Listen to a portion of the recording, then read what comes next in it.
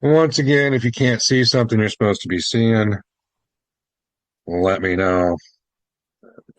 So we began our discussion with of uh, additional evidence for plate tectonics last time.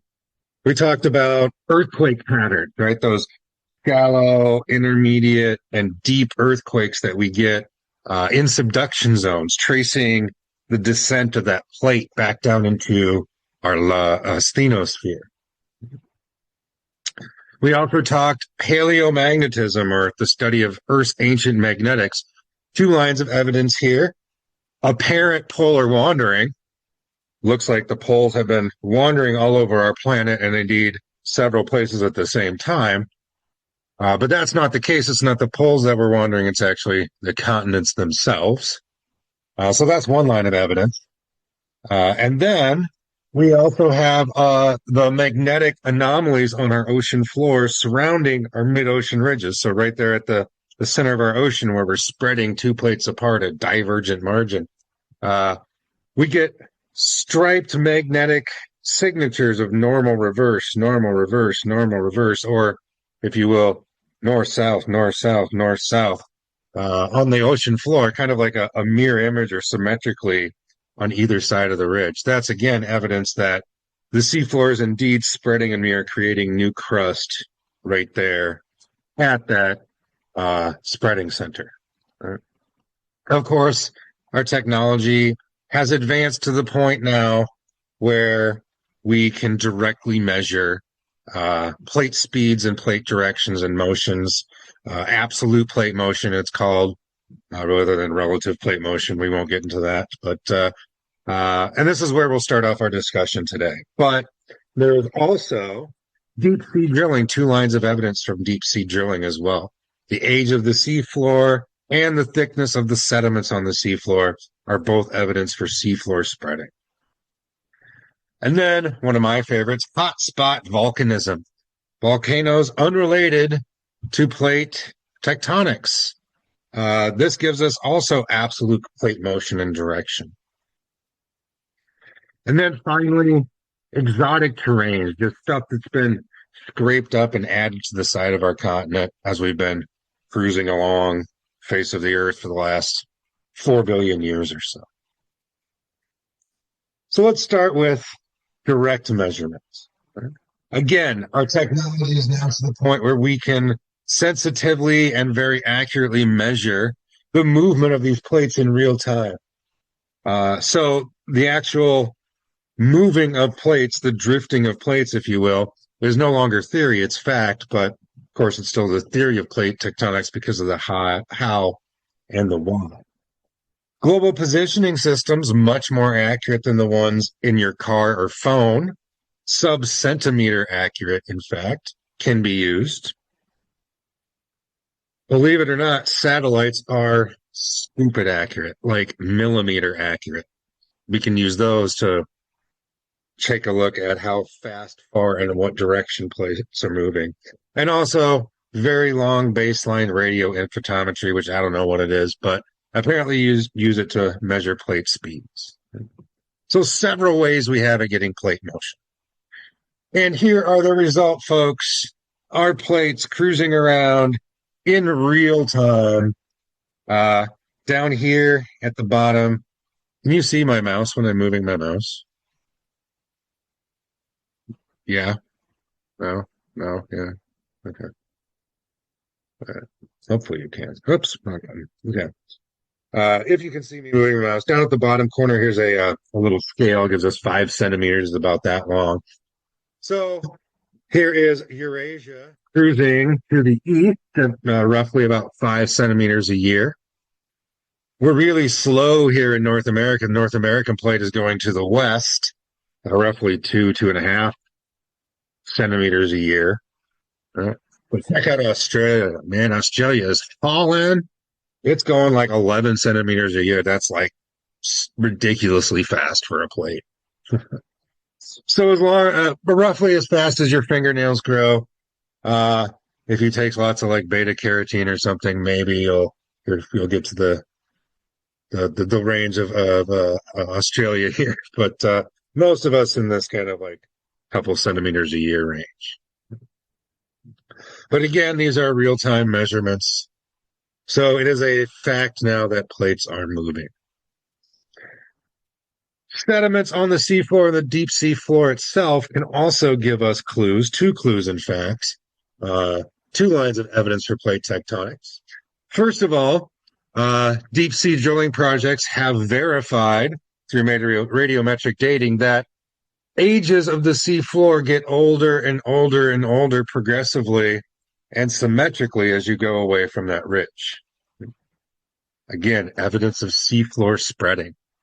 Also, the further you go away from that ridge, the thicker and thicker and thicker and thicker the sediments get, which just makes sense because the longer it's been sitting on the ocean floor, the more crap has piled on top of it.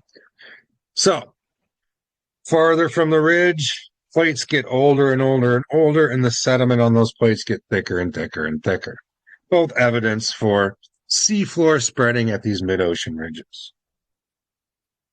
Because we are constantly creating a new ocean in one place at our mid-ocean ridges and destroying it at our subduction zones, at convergent margins, we really don't have terribly old ocean basin as far as, geologically speaking. Roughly 180 million years back into the Jurassic period, time of the dinosaurs. That's about as old as our plates generally get. Everything else has been recycled and new material has replaced it, of course. And then one of my favorites, hotspot volcanism. Volcanoes and volcanics unassociated with plate tectonics. In this scenario on our planet, what happens is, and what we think is basically happening here, a hotspot is formed by a mantle plume. Hold on a second here. Let me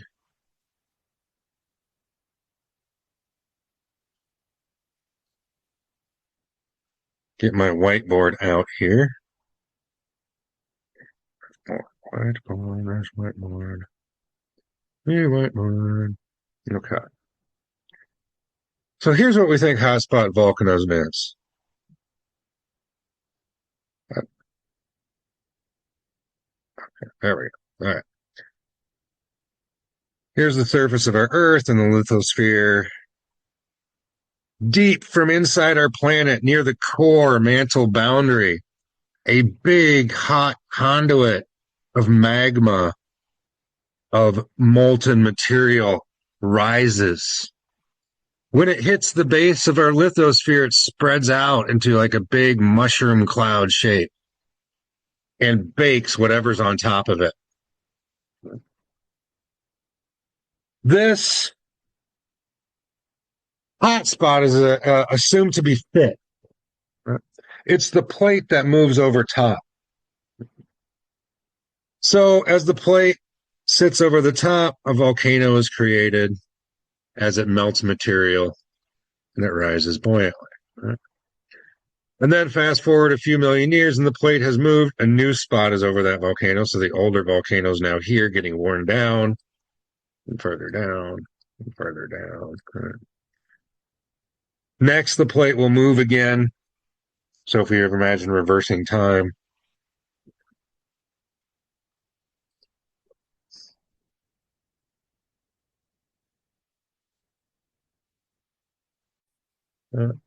we would see the plate moving over a fixed hot spot, right? And making volcano and making another volcano and making another volcano and making another volcano. Right? But what we see is a line, a progression where those volcanoes, those islands get older and older and older in one direction. Like our Hawaiian Islands. For nature, that is a pretty straight line. And if we look right now, the island of Hawaii with the three major volcanoes, Kilauea, which is going off right now, by the way, Mauna Loa and Mauna Kea, those are sitting right over the hot spot right now. But less than a million years ago, the island of Maui was in there instead. And 3.8 million years ago, the island of Kauai was over top of that hot spot. And 27 million years ago, the Midway Islands were over those hot spots. Right? So the islands get older and older and older in a linear chain, progressing in one direction. In the direction in which they age, the direction in which they get older, is the direction the plate is moving. Imagine reversing time and then now moving it forward to where we are here. And this is what we see in Hawaii, a hot spot underneath Hawaii, melting basaltic, mafic, oceanic crust and making basaltic, mafic magma and lava. But notice here, in this chain of islands, roughly about 40 million years ago, there's a big kink in that chain, almost a 90-degree turn. Right here. Hopefully you can see my pointer. Anyway, what we think happened is at that time, India slammed into Asia as well, and global plate dynamics changed. So before that, the plate was moving to the north, and after that impact, it shifted and moved to northwest. So imagine this is the fixed hot spot, and then here's our plate moving over the top. First it moved north, and then it moved northwest. Reverse time. 65 million years ago, Suiko, the island, was over top of this. It moved north, and then it moved west. So hotspots can tell you plate direction, plate motion, and then knowing the ages of these islands, we know how far it moved in that direction and how much time we can determine a spreading rate. So we can get absolute plate speed and direction off hotspots. Hawaii is one example of a hotspot. Yellowstone is another example of a hotspot. All those beautiful thermal features at Yellowstone National Park. I'm not sure if any of you have had the chance to go there. If you have, it's beautiful. It's a great place to visit. But all these thermal features owe their existence to the fact that there is a giant magma chamber underneath Yellowstone National Park. Well, a giant magma chamber. So big, the last time it went off, it blew a hole 30 miles by 50 miles into the crust of our Earth. An entire mountain chain fell in and disappeared down into the magma chamber. It is known as a supervolcano, and that last eruption happened 630,000 years ago. Yellowstone is still an active system. It is known as a dormant volcano because it hasn't gone off in a while. But there are thousands and thousands of earthquakes there a year. Thermal features start up and turn off, and again, of course, owe their existence to this magma chamber. So very likely, again, it will go off one day. Not likely soon. It's very highly monitored, so you'll get plenty of warning. Not that there'll be much you can do about it. But, and then lastly, we have exotic terrains. Just stuff that's been scraped up and added to the side of our continent as we've been plowing over the face of the earth for the last 4 billion years. Right? Technically, they're called fault-bounded blocks. Fault-bounded blocks because we know when two rocks would meet, they would smash together. Hopefully you can see my... Let me turn my little camera thingy off if I can. We know that if you smash two rocks together, they're going to create a fault on which things move. So fault bounded. Right? And nothing saying that the continent that the stuff is smashing into is going to be the same chemistry as what gets added to the side, so chemically distinct. Right? This is all, again, that stuff that's been added to the side of our continent as we've been cruising along across the planet. Again, these are formed at convergent margins. Stuff carried along on the subducting plate. Volcanic islands not necessarily going to get subducted down the trench. It's going to get scraped and added to the side of the plate. Sediments are going to get scraped and added to the side of the plate. Taking a look at Western North America, this brown and gray part over here to the central part of North America, that is what's part of our original continent. It's called the craton, the cores of our continents. Every one of our continents has a craton or a solid core. All this other stuff, the blue and green and red and yellow, all this stuff has been just added and scraped to the side of our continent as we've been cruising around the surface of the planet for the last 4 billion years or so. So basically just making our continents wider and wider, widening the core of our continents. So again, just to go over this additional evidence for plate tectonics, stuff that's come about after our friend Alfred Wegener, we have earthquake patterns. That Wadi Benioff zone of shallow, intermediate, and deep earthquakes at subduction zones, tracing the path of that descending or subducting plate. Paleomagnetism gives us apparent polar wandering. Apparent because it wasn't the poles that were wandering, it was the continents themselves. And magnetic patterns on the seafloor that show us seafloor spreading. Normal, reverse, north, south, north, south. Mirror image or symmetrically about that ridge system. It is now also possible to directly measure these things moving around in real time.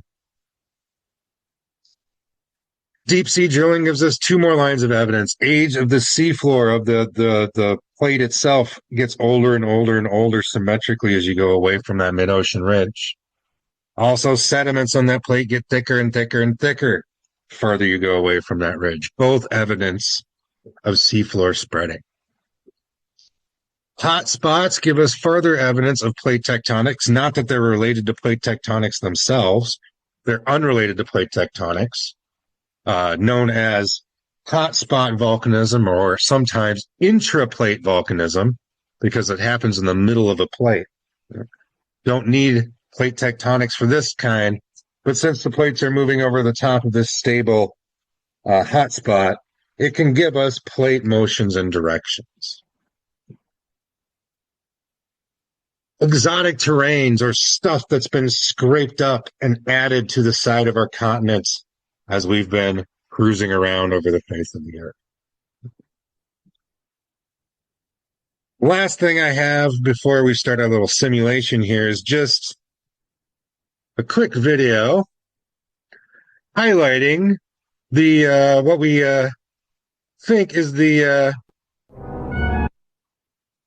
history of our plate motions going back about 600 million years. So back into the Precambrian time period. And then how the Earth evolved and the plates moved after that. And then looking forward 100 million years where we think things might go if plates continue on their same path. So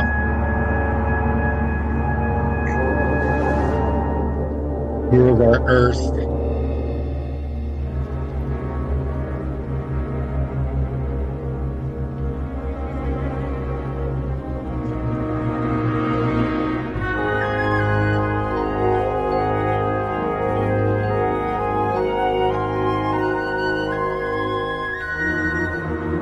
Oops, sorry. Here's our Earth today. A couple things I want to point out. India has smashed into Asia, making the Himalayan mountains. Here is the Great Rift Valley of Africa. And here's the Red Sea. This is stage 2 in the rifting or spreading apart of a continent phase. This is stage 3. We'll see those evolve through this video here.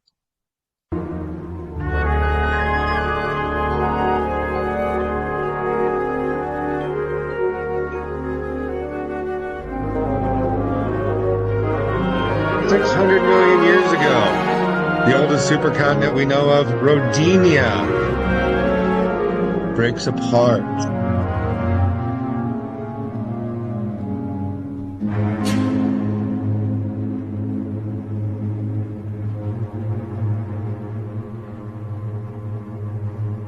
Things are starting to form Gondwana land. Next big one, which goes almost equator to equator in the center here, that's us. That's Laurentia. Here's what's going to become North and South America. From equator to equator, we're going to thin and extend and eventually go pole to pole as we form Pangea. Wagner's Pangea. Here it is, 240 million years ago. We start to rip Pangea apart. Here we see the very first evidence, the Rift Valley that's going to form between North America and Africa. There we see a linear sea has now formed in that what was a Rift Valley. We can start to see that familiar curve, the outside of Africa and our coastline of North America. 2 more million years, Africa start to unzip from either end like a zipper into linear sea. Atlantic Ocean is born. India's on a collision course with Asia. Here's 50 million years ago. Hasn't quite hit Asia yet. Years ago, though, boom. Now it's going to smash into Asia. Pretty much what we have fairly similar today, about 20 million years ago. The world looks pretty similar. You might not notice a difference from initial observation, but look, our Rift Valley hasn't really started in Africa. It's more of a doming, stage 1. Our Red Sea hasn't filled in yet, so it's stage 2, still a Rift Valley. And much more in the Mediterranean area. Africa's moving north and closing off the Mediterranean. And also, no Great Lakes.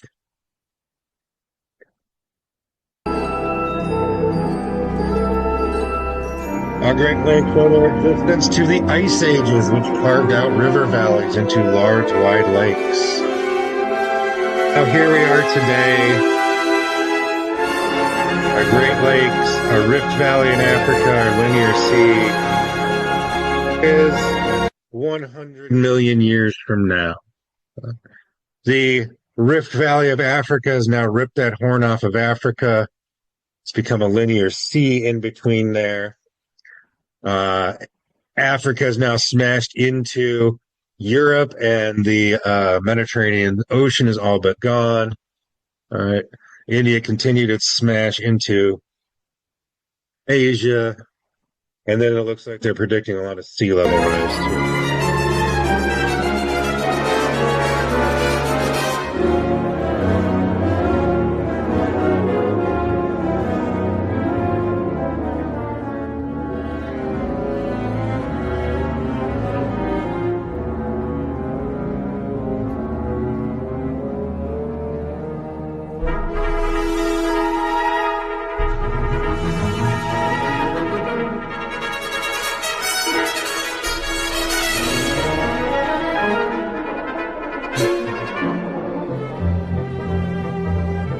Bit different looking of a planet's predicted again 100 million years in the future. And once again, that would be if plate tectonics kind of continued at their present course, which nothing saying they wouldn't, dynamics couldn't change. So the folks